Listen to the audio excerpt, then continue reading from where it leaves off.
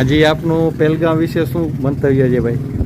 આજ રોજ મીઠાપુર સુન્ની મુસ્લિમ education and welfare board શુક્રવારની નમાજ બાદ કાશ્મીરના પહેલગામમાં જે આતંકવાદી હુમલો થયો એના વિરોધ દર્શાવવા માટે મેં અત્રે કાળી રિબિન બાંધી અને બધા ભેગા થયા છીએ. અમારી સંવેદના તે લોકોના જેટલા ત્યાં શહીદ થયા એના પરિવારની સાથે છે.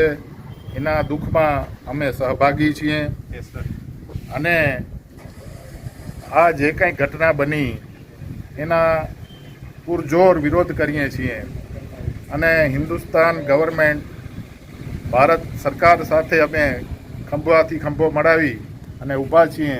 જે પણ કાર્યવાહી થશે એમાં અમે તેની સાથે ખંભાથી ખંભા મળાવી અને અમે હંમેશા રહેશું એવી અમે ખાતરી આપીશું.